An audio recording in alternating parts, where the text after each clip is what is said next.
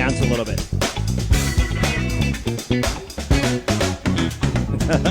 Yeah. Barry, that was awesome. Thank you. Welcome to the show, my friend. Thank you very much. Before we get started, and we got a lot of information to give everybody today. Before we get started, I want to talk about today's podcast. Olafson & Jones, CPA. Olafson & Jones are chartered professional accountants with experience and knowledge in key areas that are important and valuable to their clients. They offer a full range of services for corporate, personal, and not-for-profit organizations, providing made-to-measure practical solutions in audit, accounting, taxation, financial management, controllership, business consulting, and more. You can contact them at 204-338-5972. Barry, you got a good accountant? I do. Yeah. Very good. Kept me out of jail so far. So that's a good start. Nice. Yeah. All right, Yeah. so before we get started, let me do an introduction to the man sitting next to me here, whose name is Barry Weinstein. He was born in Melville, Saskatchewan, but lived in Winnipeg since he was 9. So his roots are here in Winnipeg. He's a Winnipegger. Married to a beautiful woman for 38 years with 2 grown kids that still live here in the city. He's an on-again, off-again fitness person. According to him, more off than on, except for Fit Club, where he seems to be having a little bit of success. Enjoys cycling, fishing, golfing, and spending time at the cabin. Professionally, he went to dental school at the U of M for a few years. We'll leave it at that. He works in a large group practice. He loves the camaraderie of his team, but for the past 12 to 13 years, he has focused a large part of his practice on screening and treating sleep-breathing disorders. Did I mention that you're a dentist? Did I say that part yet? Okay, well, he is. Okay. So, anyways, but now he's focused a little more on the sleep part of things. It's a huge and growing field, and he loves to change people's lives. So, Mr. Barry Weinstein, welcome to the show. Thank you so much for having me here. No problem. I got one quick question. We're going to start this off. Yeah. How do you stay married for 38 years? But before you answer that, I'm going to give you 2 rules. You can't say happy life, happy wife, Okay. and you can't say agree with everything she says. I've gotten that advice twice, and I refuse to listen to it. So you can answer that now, or you can answer it throughout the podcast if you want. What did you have? Well, I don't know that I have a definite answer. You took away 2 of the, definitely the most popular ones. Yeah, Stay at the I don't office. know. Would that one work? But stay at the Stay at office. the Let me office. tell you, this whole isolation thing and quarantine thing hasn't been a great thing for the marriage, but we've managed to get through it. I think she's looking forward to Monday, but that's okay. Mondays when you're back. So do you think we're going to have more babies, or do you think we're going to have more divorces after this is going to happen? That's a good question. I think it could be 50-50. That's Yeah. good. That's a safe one. Can we talk about that? Sure. Just go right into that? You got Because it. actually I put a post out, and we're just going to get right into it because it's super relevant, Yeah, man. absolutely. So you're a dentist. You guys are allowed to open on Monday. They're opening a massage. Like, you can do massages now. You can do patios, Yep. right? As long as everything is under 10 and PPEs are in place. So a couple things. Actually, I got 24 comments within a couple hours here. So, first of all, I feel like it's not that it's rushed. I think the inevitable, somebody posted here, whether they do it now or whether they do it in a couple weeks, there's going to be a spike, right? As soon as we get around each other, we're going to get a little bit more comfortable, and, eventually people just aren't going to care, like you always say, right? And it's going to get to that point, whatever, I'm not 6 feet away from you. They've opened up all the businesses, who cares? And then they're going to be testing more, so there is going to be another spike, right? So whether they do it in 2 weeks or whether they do it now, I think there's going to be a spike regardless. How big that spike is, it just depends on that.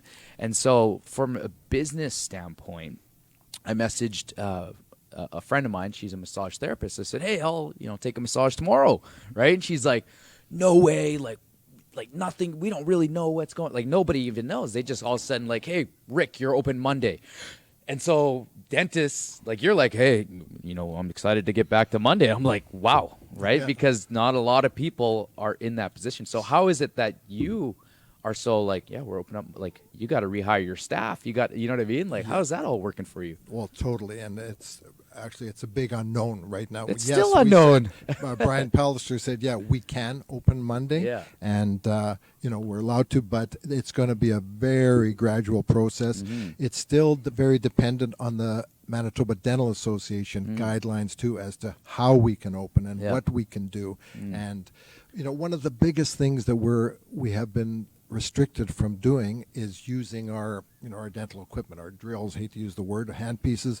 They are they tend to aerosolize things, so they throw things into the air, and that's been a big part of even an emergency treatment, which has been allowed only over the past 6 weeks. Yeah. Using the hand pieces, and that has been kept to a minimum, and real precautions when using that.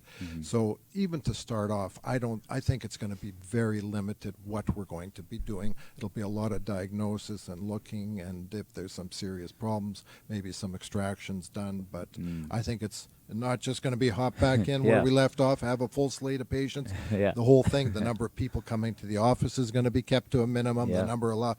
And we don't know yet, because the dental, Pallister said we can, but it's the Dental Association that'll give us the guidelines as how we get started. Okay. And I think it's just there should be a little bit more warning for everybody, because there's a couple problems that they're going to face. Number one, if they're going to first of all, the Dental Association has got to come up with the proper procedures for you to open. It's just like the massage therapy. With gyms, there isn't a governing sanction, so they're just going to blanket us with big box gyms, which I think is unfair. The big box gyms, their capacities are hundreds. Our capacities here are in the tens. Yeah. Right? And so I think there's a massively big difference between the two, and we can actually police social distancing within our facility because we have a coach that's leading each session. Right. Whereas you go into a big box gym, it's a free for all of equipment. Yeah. So you could be walking on a treadmill right next to a person. 9 out of 10 times you go to these places and you don't have that choice. But that's a different rant. The second problem you're going to have Next podcast. Yeah. The second problem that everybody's going to be had. So if they're saying, and we're going to assume that you guys all got to wear gloves, you got to wear the PPEs, you got to wear goggles, and you got to wear face masks and face shields and full body suits, but none of these are available. Exactly. So it's like, how is it that yes, your businesses are going to be you're open Monday, right? Yeah. And the problem that a lot of people are going to face. So you're in Polo Park. Whoa, I couldn't even imagine the rent. Now your landlord is like, hey, well, you're allowed to open full rent. Right. Is that mall open? Or? Yeah. So first of all, we're not in the mall anymore. We used to be in the mall. We were in the mall for many, many years. You And used to be in the basement. We were in the basement many years ago. Then you're right. That's a good. You guys are remember? too young. I can't believe you we used to remember bowl that. there. Okay. Yeah, exactly. Yeah. But in 1986, when they rebuilt the mall and put the second level on, we'd been on the main floor from 1986 till 5 years ago. Okay. At which time the mall, well, that's a bit of a long story, but they told us they didn't want a dental office anymore, and we moved outside the mall. We're in the old CKY building, right beside the mall, which has turned out to be actually a fantastic. Oh, yeah. We were very worried about leaving the mall, that we're going to lose all our traffic, and as it turns out, it's been a big plus for us, and people like the fact they don't have to go into the mall. We have our own parking. We have windows, which was such I know. That was the one. That's why I didn't block these windows off here, and I love West. There's big windows out front. Well, let me tell you, when we were in the mall for all those years, you didn't see daylight. I mean, there was no, so that was a big change. Anyhow, the rent is. Why would they not want you in the mall? What was the reason behind that? Just out of curiosity. Okay, so the reason behind that was at the time they said they didn't want on all the main floors and on the upper floor, they wanted only retail. They didn't want really professional office. So that was kind of, I don't want to say too much. They could. No, be fair listing enough. a turf. That actually doesn't. But That makes sense, to be honest. Yeah. But as it turns out, there's a new dental office in the mall that opened about a year around ago. the So Those I guess- guys. But you know what? guys. I think the trend of it, right? And now with the online shopping, like I've been in Polo Park, and they're not full capacity, right? And so now they're like, we'll take whatever we can. Yeah, Exactly. I was wondering I if they agree. kept that or not. and I think I'm it's going sorry? to be like that for a lot of I do malls and strip malls, and they're just going to have to. I remember when I was first looking for this place, and I just accepted that the high rent was normal, Right. Because there wasn't much real estate, and now, with how much stuff is popping up, like Exactly. housing is crazy right now. Like they've got so many new houses everywhere, but no bodies to fill them. Right, exactly. And as far as retail, I mean, the outlet mall. Not that it's booming, but but that whole It exists. South Kenniston area is Yeah. a whole new shopping area. And there's, Polo Park used to be it still probably is, as far as indoor malls, the destination Yeah. mall in Winnipeg, but I just think overall it's not as busy as they were. I think that outlet mall would probably be close second because you have the IKEA, you have all the other stuff Yeah. there, right? So that general But area. the Right. problem with that, and I'd like to actually get back to this, is I don't like going there. Like, I like the outlet mall itself, but I don't go Exactly. to the external places except for maybe the pizza joint. And like, I don't want to go outside, especially in Winnipeg. Like, this is not Vegas where it's 30 degrees all the time, right? But you know Like, what's funny? If you look at all the malls like Northgate Mall, Yeah. even Garden City Mall, they're all Yeah. building the small little one in the parking Yeah. lot. The little. Yeah. So why are they doing that? I agree. Why Yeah. why I don't are we wanna leave. in one place? Yeah. We should be skywalking everywhere, but for some Exactly. reason they're making us go out to the little like places. Portage now. Place Yeah. has it together. I do. Why is that not the best place? You can skywalk Yeah. everywhere. Exactly. Why? Well, hopefully it will be again. don't know why. We'll Yeah. see what Yeah. happens there. I would love to be in there. I would but love the to be problem in is there. there's no park. I guess they have the underground parking. they do, yeah. It floods once a year. But it's underground. Yeah. It's warm. So Yeah, if it you want to is. pay for it, there's Yeah. nothing wrong with it, right? Right. Exactly. And then you Exactly. just go right to, you leave from your house. You don't have No, to touch it's the nice. minus 50. Yeah. Yeah. And you go right to that underground parking. So Beautiful maybe, thing. maybe one other podcast will solve the commercial Yes, property yes, dilemmas. yeah. But you are here for a reason, and I know you're a busy man, so we're going to get this back on Okay. track.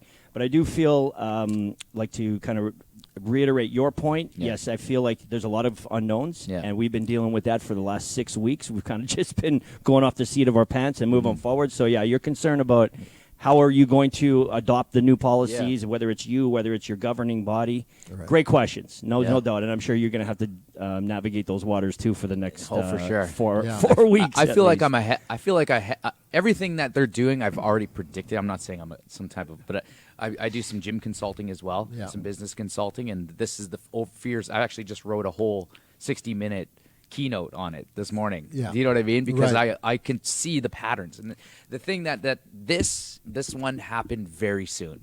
Like, if they told me that gyms are open on Monday, I wouldn't be ready, and and then the whole weight of everybody expecting you to have all the answers. Right. So, the fact that you're sitting here and you're calm, cool, collective is awesome. But I think you nailed it. You're going to be doing a little bit more diagnostic versus doing the actual work. Right. Okay. Right. So that makes sense. So let me ask you this: why? Let's just start with you. Yeah. Because you're getting blanketed with massage and hair salons, right? Yeah. So why dentist? Why are they in phase one? Well, I would guess they're, not quite an essential service, but maybe partially an Yeah. essential service. There is a need, and a lot of people. I mean, even though over the past 6 weeks we've been, and a lot of dental offices have been covering emergency services. Like, we've had someone at the office pretty much every day looking after, emergencies. But so I guess to a certain extent, it is a somewhat essential service, not certainly up there, with medical care, especially in these times. But I guess I can sort of see it being one of the first ones to.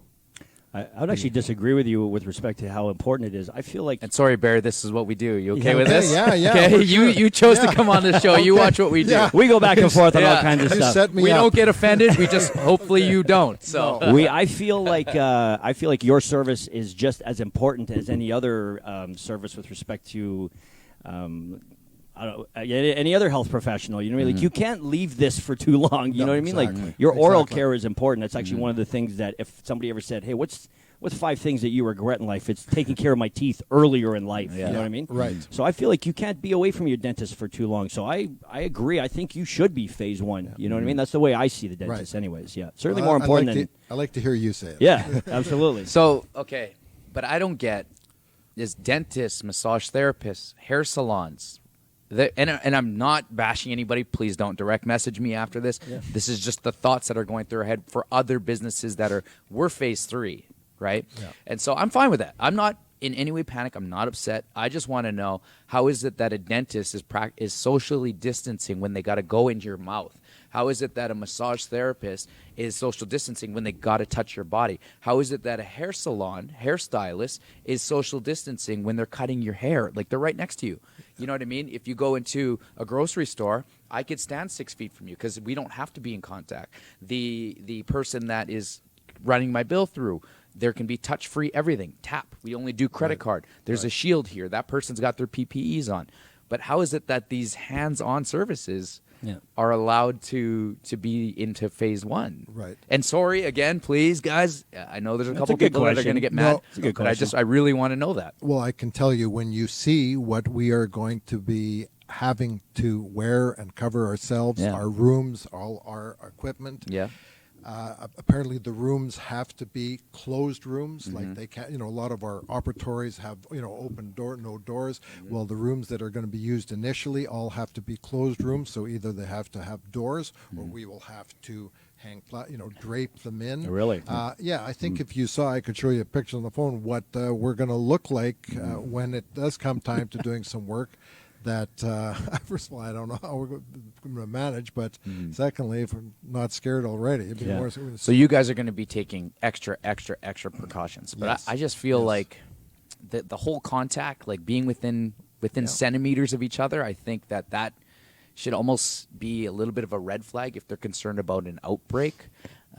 So that's just my thing. I mean, if you want to do that here, well, before we close, we were spraying every piece of equipment. Our plan is to not use any equipment. Our plan is to space and have markers on the floor, right? Where we're going to be limiting capacity. There's going to be time between sessions. Like we got that all planned out as well. Yeah. But yet our businesses aren't going to get pushed open till phase 3. Right. I Well, think, right? I'm sorry. I was just going to say, but trust me, it's going to open, and it's going to happen in such a gradual, protected way that it's not going to be like like it used to be, not even close. It's going to be and we don't even know yet how it's going to unfold. So when we say Monday, when I go into work on I have no idea what to expect. And chances are I'm not seeing too many people, and I'm going to be dressed like a Martian. And, so And you know what? And honestly, like a lot of people, like I'm not going to go see my dentist. I feel like that's too close, right? Even my massage, as sore as I am, I'm not. It's not that I'm afraid to get sick. It's just, it's if we're practicing social distancing, I feel like we need to do it. I agree. Right? Yeah. Like we're spaced out properly, right? Yeah, Like we're yeah. at least far. But if I was sitting right next to you, Rick, I would be uncomfortable.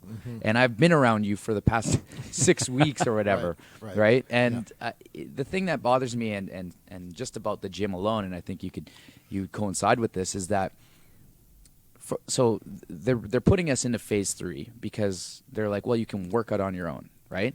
And if that was the case, then these gyms wouldn't exist. If I was able to extract my own teeth, I would. I could, but it's not going to be. You can also enjoyable. cut your own hair. I can cut. You I do. can cook your own food, Yeah, but that's restaurants exist. Yeah, Exactly. And so, That's true, yeah. but for the past 6 weeks, like they can be like, well, and I don't know who's making these phases. For the past 6 weeks, they're like, well, yeah, but people can just go outside and walk. But yeah, but you don't want us to be around each other. Right. You're closing the park, so now you're limiting us to streets. The other day, I had this woman with her 2 kids on bikes behind her pull into traffic, oncoming traffic, because she's trying to socially. So you want us outside, you want us working out. But then you got to remember, up until yesterday, it was still minus 30 out. Yeah. Do you know what I mean? So It it's was like cold, nobody's going outside, man. Right. And most Yeah. people just don't have the ability to do these home workouts. And as good as we make them, and we're getting a lot of great feedback, it's difficult. Some people have tiles that they got to work out I'm on. sure. And nobody was prepared for this with dumbbells or mats. Yeah. And, you know what I Well, mean? You've done a great job of making it, available to do it. Yes. That's for sure. Yes. And easy to do. Before we get into why we have you here, Yeah. let's talk about your fitness real quick. So you mentioned in your intro that you're an on-again, off-again fitness guy. Yeah. You have found that Fit Club has been the best results so far. Yeah. Yeah. So why has this been successful and the others haven't? And as soon as you're done that, we're going to get into your thing. Okay. Okay, Yeah. that's fine. So first of all, we went. A friend of ours who had been going for quite a while sort of recommended it. We knew she'd been doing it, so my daughter and I decided to go to the Fit Club West, which is very close to our home. We went to watch a class, then went and joined the class. I think one of the things was I loved the fact that it's a half-hour routine. You're done. Work up a sweat. It's been very good. I have to say the location for us was perfect, close to home, and enjoyed the people for sure, like the instructors and the personal attention. I have some back issues, and as a matter of fact, I'd started at Fit Club, was going for a few months, and then I had an acute episode with my back, and I had to really had to stop for a while. Could barely walk. Anyhow, when I finally came back, I was working with mostly Candace and David because of the times I went there, and I just found they were very I let them know about my problem. They're very in tune, and they sort of adapted things to accommodate my problems. But I just felt it. I don't know. It clicked with me. It was the right thing. And on top of that, the hours when the classes are offered, I was telling Rick before, I never thought I'd be a person that gets up early and works Early out morning, before work. Never. Me and Even you, though Barry. I'm up, Yeah. I'm up. I might be drinking, but I never thought I'd be working out. Anyhow, my daughter and I started doing it together, going to the 6:30 classes. Done by 7. Work up a good sweat. Go home, shower at work.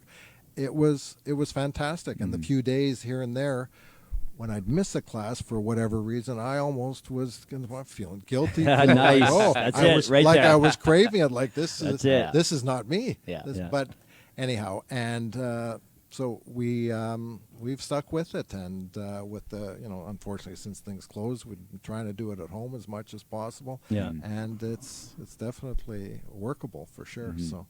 That's good. Okay, so let's Yeah. get to why you're here. So you've been a dentist for a handful Way of too years. long. Yes. A handful of years. We're not going to Let's say no. Yeah.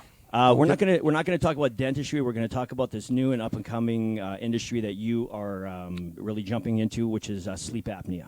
And that's actually why we had you here. And in fact, it's funny that you're here because Jerome, the guy behind all the magic that you see on camera, he suffers from bad sleeping. Yes. And he snores quite a bit. Yes. Right. Yes. In fact, Jerome, can you confirm that? in fact, his Yes, I do. I'll confirm it. Yeah. well, his wife was concerned enough to videotape or to record him, right? So I watched this, and yeah, he's a heavy snorer. Yeah. So let's talk about that. Let's talk about the importance of sleep Yeah. for overall fitness, and then how can you help people who suffer from sleep apnea? Okay. Okay. So, first of all, let me just explain the difference between snoring and sleep apnea. Perfect. Okay. I'm not sure if everyone's aware of it, but snoring is basically your throat muscles, the back of your tongue vibrating against your throat. That's what makes the noise. It's vibrating, but it's vibrating so quickly you're still getting oxygen. Snoring is more a problem for the other person in the room than the person That's good to than the know. person who's doing it. That's good to Seriously, know, okay. that's more. And I get tons of the patients. I shouldn't say tons, but a lot of the patients I get, it's the wife sending the husband in. I have a poster in the operatory because he snores and it's driving him crazy, or vice versa. But it's more common in males. Anyhow, so snoring is basically just vibrating of the throat. It's loud and noisy. Sleep apnea is where the throat's not just vibrating, but it closes for certain periods of time. Okay. Like the airway closes completely, and an apneic event is where it closes for 10 seconds or longer, which is very common. Most people that snore, not everybody that snores has sleep apnea, but most people do. Probably 80% of people that snore have a certain degree of sleep apnea. And sleep apnea can be categorized, it's mild, moderate, severe. There's different types of sleep apnea. So can you give us an example of how would you even know if you had one or the other, first of all? One or the other snoring. So if you're just snoring or if you have an apnea problem. Okay, good. Yeah. Very good question. So, one thing is, and this is not a true diagnosis, that your spouse or someone films you or tells you, hey, you stop breathing. You stop breathing again. Okay. But the only true test is to have a sleep test done. Okay. Sleep tests used to be, you had to go sleep at the hospital overnight. That was the Misericordia Hospital, have a sleep clinic. You had to wait about 1.5 years to get in and sleep overnight, sleep in a strange bed with 1 million electrodes and people watch. But now, in the past number of years, they do a lot of home sleep tests where you just take a little monitor home with like a pulse oximeter, measures your oxygenation. Anyhow, it's a very, very simple, convenient thing. You do it in your own bed and you drop the machine off and it's read by a physician. And that's how it's determined whether you have sleep apnea and what degree of sleep apnea you have. That test will say, and it's not 100% determinant, the home sleep test, but it's pretty darn close. It's pretty darn close. I was just going to say one thing. And one thing that's very important to mention is sleep apnea is a medical condition. Okay. I cannot diagnose sleep apnea. I can diagnose snoring. I know what snoring is, and someone says, well, I just snore and I feel okay otherwise. You don't know until you've had a sleep test. But the important thing is only can be diagnosed by a doctor. These sleep tests are read by a doctor. What dentists can do are help with the treatment, for sure, and help with the screening of patients. We see patients all the time. I can tell, I talk to patients about snoring, and then I can send them on to whether to go directly to get a sleep test, go speak to their doctor. I can guide them how to get a proper diagnosis.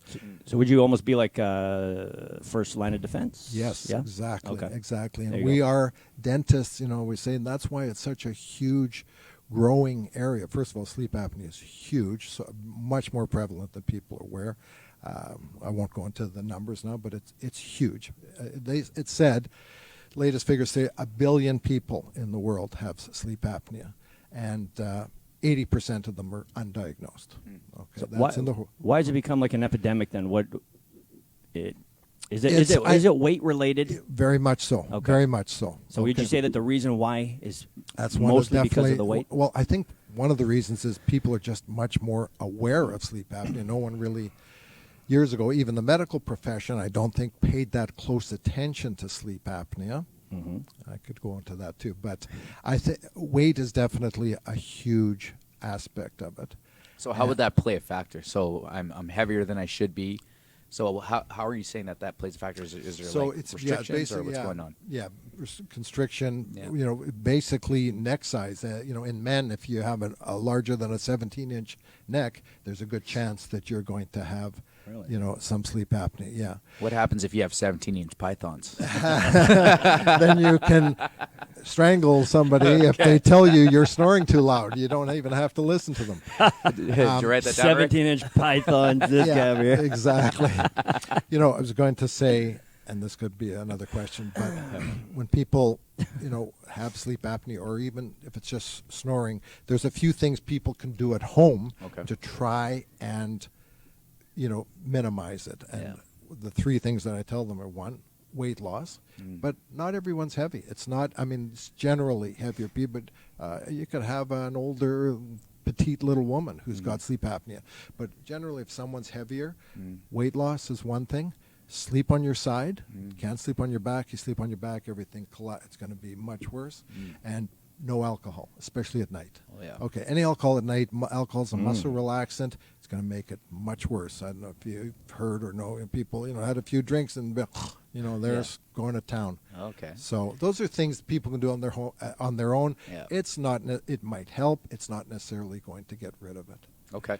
So can somebody just go and measure their neck, and if they're at like 17, like, man, I need to lose some weight? Yeah. It could be 17 who's just a big guy. That's not, that's one. Remember the old waist, the Yeah. BMI? Yeah, Like we well, never use BMI is a factor too. No, Yeah. BMI is a factor. There's actually a screening test that we use. There's a few different one of the screening tests, and it does take into consideration BMI, takes into consideration neck size, takes into consideration whether somebody's actually seen them stop breathing. So for people out there, explain what the BMI is. The body mass index, yeah. Well, so you could probably explain that better. But generally, if someone is above 10% over their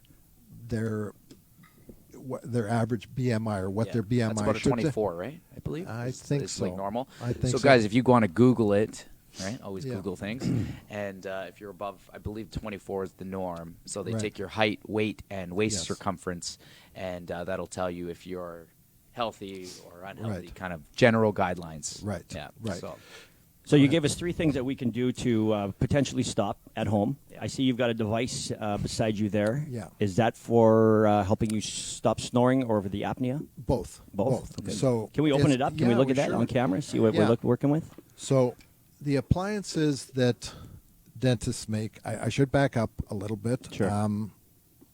Treatment for sleep apnea, they're very limited when someone is diagnosed with sleep apnea, and whether they usually categorize as mild, moderate, or severe. There's only a limited number of treatments for it. If they've tried the lying on their side and lost some weight and not drinking, and the chances are they could still have a certain degree of sleep apnea.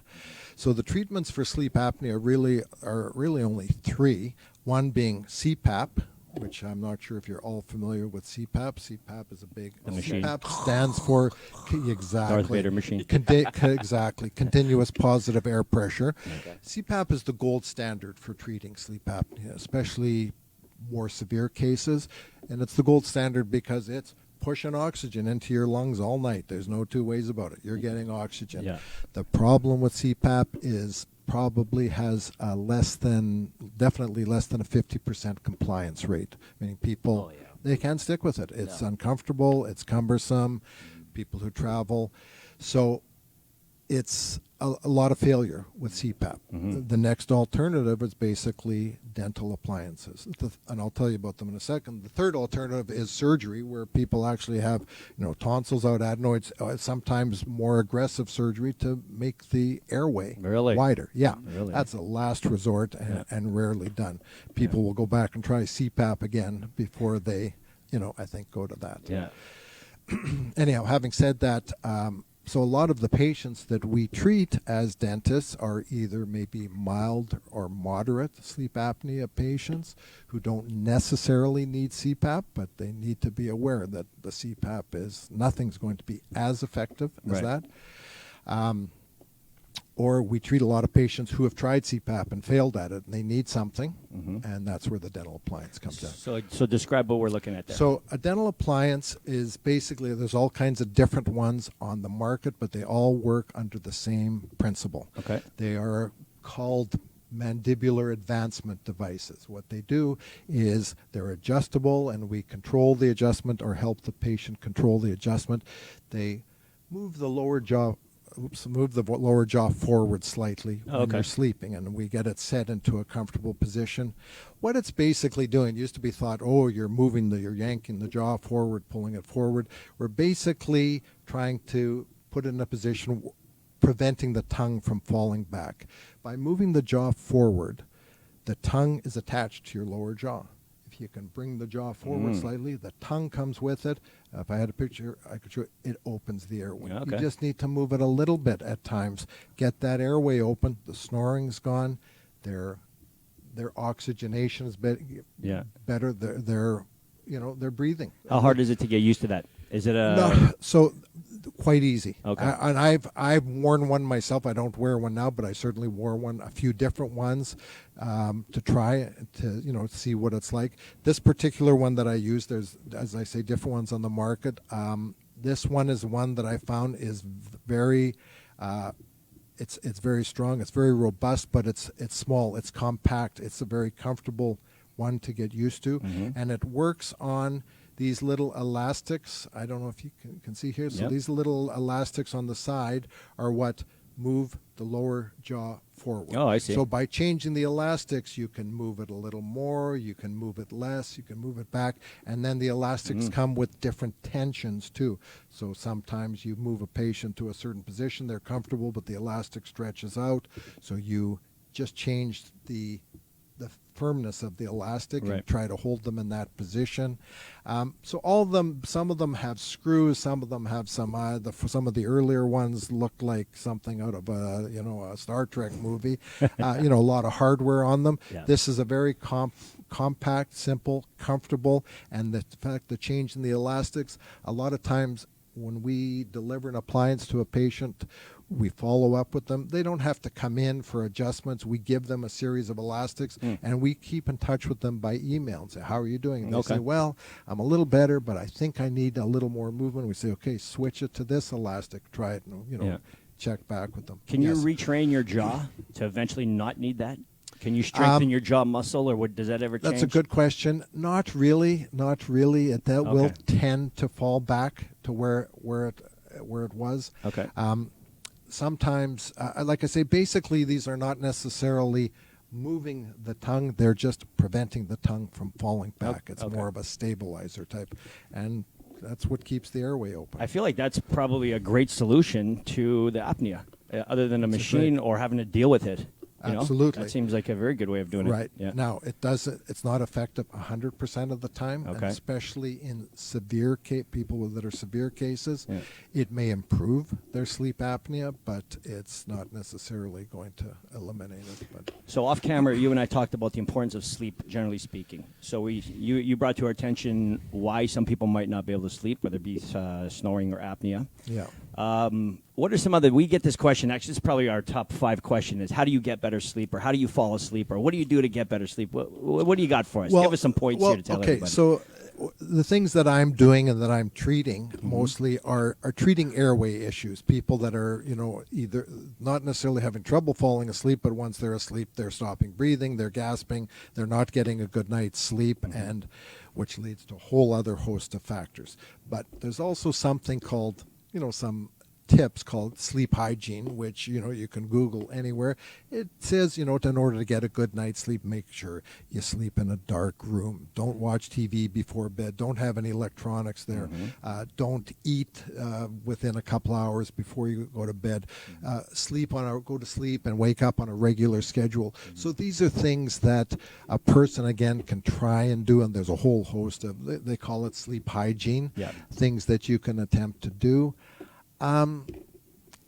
Mindfulness, trying to get your mind to relax. Well, that's easier said than done, at least for me, I can tell you that. Yeah. So, And what about sleeping aids, prescription pills that put you to sleep? What's your opinion on those? well, first of all, that's a whole medical thing. It's something I never, just your personal opinion. My opinion is, I personal think, opinion. I don't think, especially now, there's some out there that are, have actually almost no side effects, and I think it's more important to have a good night's sleep than to worry about the fact that you had to take a pill to fall asleep. I think the fact that you have a good night's sleep, or at least a good number of hours of sleep, is far more important than the fact that you have to take a pill. And if it's a psychological thing, I can't sleep without my pill. Sleep is important. Yeah. Sleeping is healing. I use that term a lot. Yeah, I love Sleeping is healing.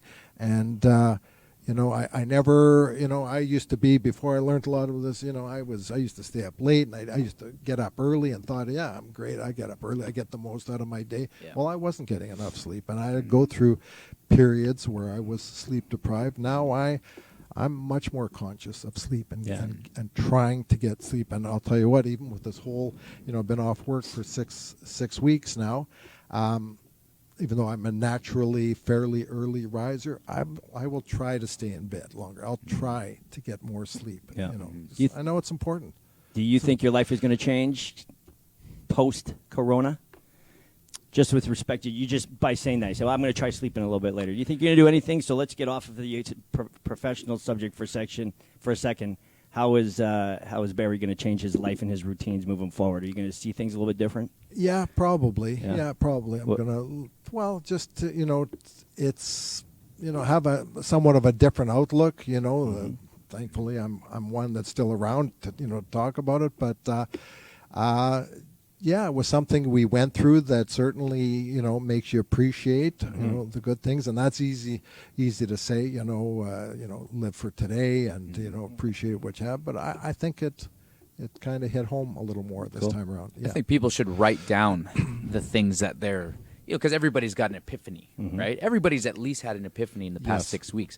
So it's like legit. Sure. Write it down, and then put it somewhere where you can see it every single day. Get it framed, whatever it is. Put it on your fridge, whatever it takes. Put it in your wallet, because I know, like today, I was driving here, right? I hit 3 red lights. I hit and he 3. lives 1 minute away. I'm furious. Right? I'm furious. I'm sitting there, and I just started laughing to myself. I said, RJ, what is the rush? Dude, what is your rush? Right. I said that to myself, and I literally laughed out loud. And that's one of the things that I've got to remind myself is, I don't need to go from one thing to the next thing to the next thing and next thing. Right. Get there when you get there. Exactly. I feel like you have just heard some sort of an epiphany or revelation from RJ Padu himself, Mr. Timestamp, Mr. Keep Moving, the busiest man in the world. Holy shit! Remember this. Jerome, Write that down. Put this on some kind of highlight reel. Make that the thumbnail. I cried. This is big news right here. This is big news. Something might be changing in the world. I have a question about this. The devices. So so number one. Okay, so people can book an appointment with you as the dentist. Yes. Is that free? Yes. Okay. Yes. Okay, so then do they need to go through you, or could they go just straight to their doctor? In regards to what? Getting this kit, getting the medical kit. This? Okay, which medical kit? Getting the sleep testing. test? No, they can go through their doctor for sure. Because it's a medical test. Yeah. It's a sleep test. They can do it through me. Yeah. They can do it through the doctor. If they do it through me, I usually will reach out to their doctor and say, "Hey, this patient of yours and ours came to see me, and we were suggested a sleep test, but they don't need to come to The me. only reason why I'm asking you is, number one, it's very hard to get in to see a doctor, as it is. Yeah. Number two, with all these restrictions, it's going to be hard to see a guy like you. Number three is that we have a guy that we refer to, and he does all virtual consultations, so Marvin of Home Health. So, if people are looking to get better sleep and they want to move this forward, then they can do the virtual consultations with Marvin, and then they can go. Do they get the machines from you, or how does that work? They can get a machine from me. Yeah. I can refer them to. There's a couple. It used to be called Rana Medical. Okay. Now it's called. I forget what it's called now. But anyhow, they just changed their name. Okay. So there's a company that does home sleep tests, and it's read by. They have respirologists on staff that read them, or they can just go to their family doctor. Okay. You mentioned a good point, which is something that since I've been home for the past 6 weeks, I've been doing a lot of webinars, watching a lot of webinars on TV. They're offering tons, I guess. The gurus have got lots of time on their hands. So I've been watching a lot of webinars to do with sleep apnea, etc. One of the big things that's coming, you mentioned telemedicine or online. Well, it's going to be teledentistry, and especially with regards to this, I can do a consultation online. They don't have to come to the office. I can ask them the questions and do the things I can see certain things exteriorly from them, but that's kind of the coming thing: telemedicine and teledentistry. Extract your own teeth. That's a little tough. I leave Get that this to my kit from Amazon. I leave Okay, that we're to gonna my we're gonna partners. do Yeah. a kit. This is the pliers. Yeah. So let's continue down this pipeline. So Okay. number one, they either go see you, they go see their doctor. Number two, they get the referral for the kit, the monitoring kits. Number three, they get these kits either from you or from Rana or whatever they're Yes. called now. Number three, does this monitoring device cost any money? Yes. So the home sleep tests, when it's done through Rana or again, I feel bad, I can't remember. Anyhow, I think they charge about $175 for the Okay. test. Might be covered by some medical, maybe Okay. not. Yeah. Maybe not. In our office, I charge less than that. I charge about There we go. $120. Okay, it costs me, that's basically it costs me to have the test read. I have Yeah. a physician that I work with that reads it for me. Again, I can't read it. I can read it, but I can't give them a diagnosis. Right. You have sleep Diagnosis, apnea. yeah. It's a medical condition. That's key. I would never. A doctor hear me say I'm diagnosing sleep apnea. That's it. Right. Anyhow, it's about $120 to have that test done in Okay. our office. Okay. So from there, Yes. they get the kit, then they get the readings from you. Yes. You give them one of these guys, right? Or you prescribe one of these, or what's the next step? So you Okay, find so out the that they next do step- have apnea. Yeah. So it depends on the results of the test. Yeah. The doctor, if it's depending on what the outcome, if it's moderate to severe, he's mostly likely going to recommend that they try a CPAP machine, and that's fine. They should. That's what they should do. Okay. I can't prescribe a Got it. CPAP. They have to do that through their doctor, either through the doctor that's read the test, or they go back to their own doctor and say, I had this test done, and they're suggesting a CPAP, and then they go through whatever channels exactly it is to get a CPAP.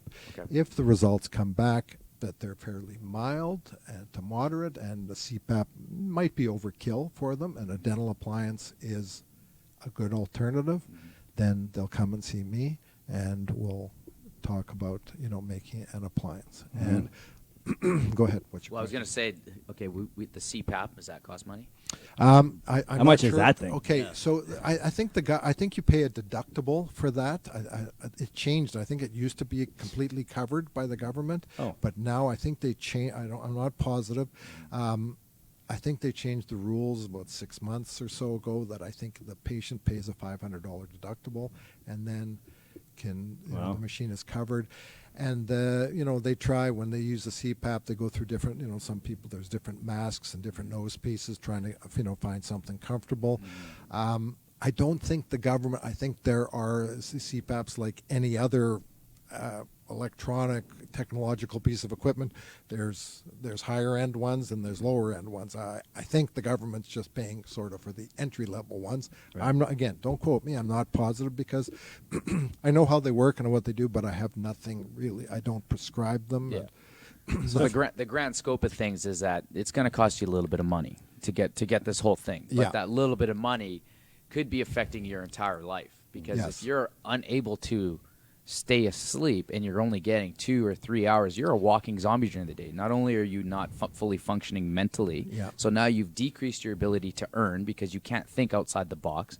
Number 2, you're unable to perform physically because you're so tired that going to the gym is just not an option. 100%. Right? And then number 3 is, what is your health worth to you? Exactly. Yeah. You hit the nail on the head. I was going to tell you, I tell, a lot of times, and if you want to ask me about costs, I'm more than happy to talk about that because generally it's out of pocket for people. Yeah, I'd love to But know. a lot of times people, so, okay, I'll talk about that first. So the appliance I charge on average, and it's not, people say, how much is that appliance? Well, you're not paying for the appliance. You're paying for the treatment. I'm not handing you this piece of plastic and saying, good luck, okay? It's $600. Good luck. We do, like a workup before even making the appliance, deciding which appliance, and there's a whole follow-up process to it, even to the point of 6 months or a year later having you do the patient do another sleep test with the appliance to see whether it's doing what it's supposed to be doing. Okay. Regardless, my appliances run between $1,500 and $2,000 for the appliance,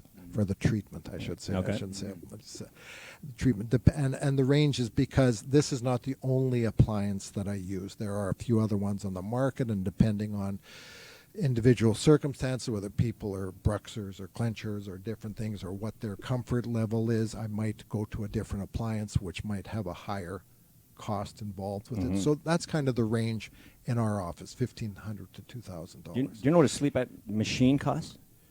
Like, if I forget the deductible, pretend you had to buy it I out of haven't pocket. got a clue. probably I haven't No got a idea? clue. No idea. I'd love to No. know the price of that thing. Yeah. But to go back to the point that you made, points, very important. People say to me, "Well, is it worth it to spend that?" I say, all I can tell you is that unmanaged sleep apnea is going to shorten your lifespan. It's going to decrease your quality of life. So only you can decide whether it's a worthwhile investment. I can't tell you. There's other ways you can make that money back. Yeah, Of course. exactly. Of course, You're going to spend it on something else. You are. Trust me. You're going to spend it on 100%. something. I agree with that. And I can tell you, not always, but more, it's life changing. Yeah. And I'm not saying just the dental appliance, Yeah. but if you get someone diagnosed and tested, whether they get onto CPAP or whether they lose weight, or they get on, if you can help them with their airway, with their breathing issues, it's life changing. Yeah. Yeah, go test it right now. Go and just cover your mouth up for Exactly. 30 seconds and your nose. Exactly. And see how uncomfortable that is. Do that test right now and you'll realize. And do that 30 times an hour. Yeah. Okay, do that Yeah. 30 times an hour. See do that while you're how you resting, watching Netflix today. Exactly. And just see how comfortable that is. Now Right. go to sleep. So is and it do true the same that thing. a lot of the times that people are like not breathing for a minute at a time? Like, is this? Yeah. That's true. Eh? Yeah, And then yeah. they just snap out of it because their body's going into survival mode. Exactly, And, exactly. And when they do snap out of it, they usually snap out of it. They'll startle themselves awake and then go back to sleep. They don't even know that they've awoken. They've awoken at sort of a below conscious level. Yeah. So their body's woken them up, but they don't even. So you could ask them in the morning, did you have a good sleep? Yeah, no, I had a pretty good night's sleep. Meantime, they were not breathing for most of the night. Yeah. And it's and I mean, issues, tiredness during the day is one thing. Car accidents, there's a huge statistic, how many car accidents are attributable to Sleep, yeah. sleep apnea. Oh. I'm sorry, I was going to mention one thing, just because, a couple things that I thought were important. I mentioned weight loss being one of the things, you can tell people to, try and do on their own to help their situation. The problem is with sleep apnea and weight loss, there's kind of a vicious circle there, okay? People who have sleep apnea have a more difficult time losing weight. People who have sleep, there's a couple of hormones in the body, one that's called ghrelin, which increases your hungriness level, okay? When you have sleep apnea, that hormone goes up. There's another hormone in the body called leptin, which is your fullness hormone. It's the one that tells you that you're full and you can stop eating. That one, unfortunately, goes down when you have. So you got the hunger one going up, the satiety one going down, and you're trying to lose weight. The So it's perfect storm. Yeah, the perfect storm. Yeah. It's a very difficult situation. And again, I'm not trying to jump ahead, but just through what we've been going through here with COVID and that, sleep apnea has a direct correlation to your immune system also. You're not sleeping, You're well, first of all, you've got no energy. Your immune system is compromised, but it also does affect this one particular cell, the T cells or T lymphocytes, which are a huge part of your immune system. Well, when you have sleep apnea, those decrease, and so your whole immunity goes down. That's why a lot of people who are getting real sick with the COVID virus were obese people, heavier people, and I'm not saying they all had sleep apnea, but it's all tied together. Yep. I think rest and recovery is often overlooked, and especially with a lot of our members, they want to do more, right? Yeah. Like, and that's kind of like the mindset is that sleep is not important, neither is recovery. They, most of the time when we talk about, there's a great supplement that we have called Tissue Rejuvenator, right? Yeah. And it has all the anti-inflammatory products. It helps build up your joints, but it's not our top seller. Right. Yeah. Our fat burning is, now we're getting the word out, but Yeah. it's not anywhere near what our fat burning. And so people are more so worried about their fat, but they don't worry about the recovery or the amount of sleep that they're getting. Right. So I guess the thing that our viewers should do is a self-test. And you can either your spouse, like ask your spouse, do I snore when I'm sleeping? Yeah. And am I like gasping for air? Do you ever catch me doing that? Or if they say no, then go to the second level. Is just put your cell phone not anywhere near you, but put it over onto the microphones on them are pretty good, and then you'll be able to hear that.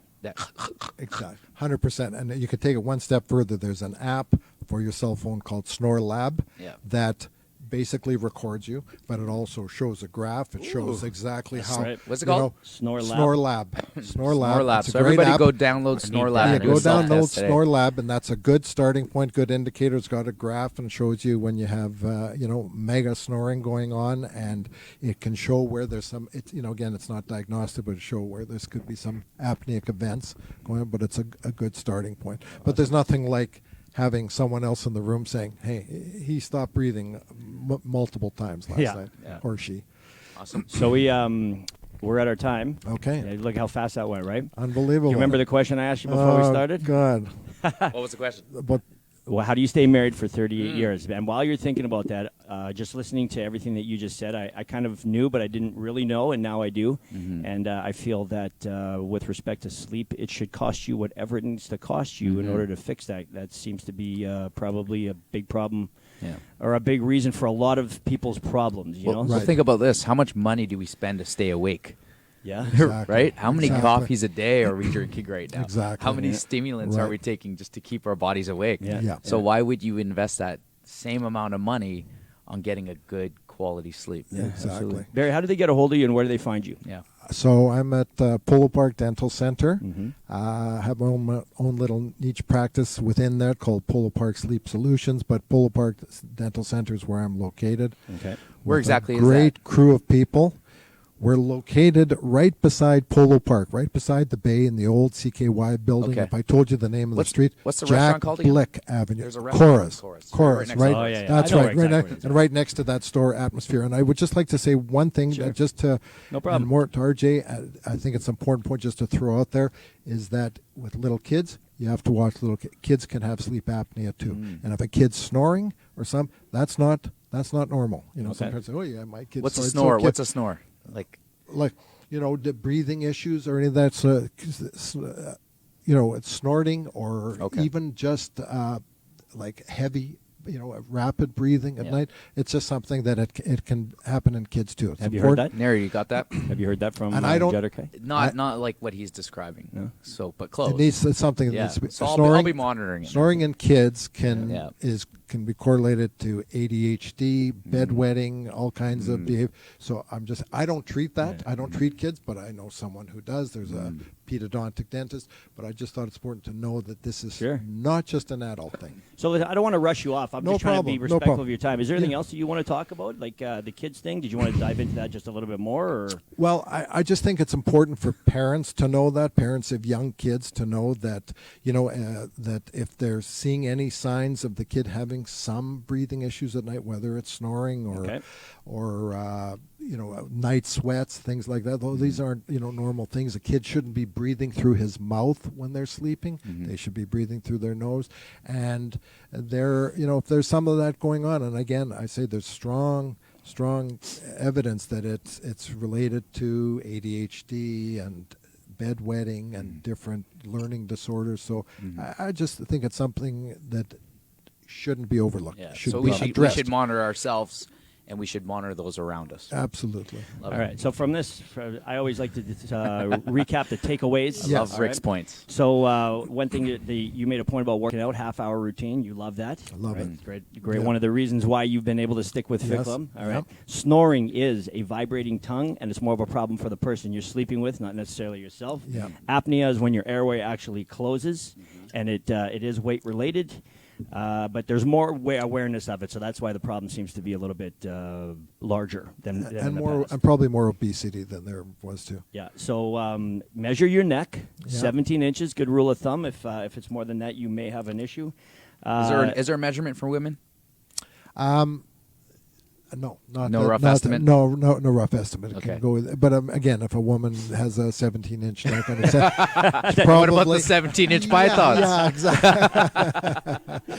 But again, that's just that in itself is not No, to go no. measure your neck and Yeah. run Yeah. to see your doctor. Get the because- snore lab. Yeah, get the snore lab. See Okay. if someone's telling you. See, are you not feeling well? Are you tired during the day? Sure. There's lots of things to consider. Okay. And that was Okay. actually my last point. And sleeping is healing. Sleeping is And healing. you're up, doctor. Tell me, how do you stay married for 38 years? You got 30 seconds. Extremely tolerant wife. Extremely tolerant. that's a a good tolerant wife. Tolerant wife. I have to say that. Extremely tolerant wife who forgives and forgets on very short notice. Love it. Sometimes I think I'm Nailed going to be it. in the doghouse Nailed for it. weeks, and I get out sooner than expected. Great Yeah. advice. All right, everybody, we're going to wrap it up. Dr. Barry Weinstein came in here with a whole bunch of great nuggets for us. We need you guys to like, comment, and share this video. That really helps us out here to make sure that we keep it alive. So, everybody, we're going to see you later. Podcast number 33. We are done. Mr. Barry Weinstein, look at this guy dancing. I love it. I love it. Yeah. Thank you. No Thank you. problem. That was great.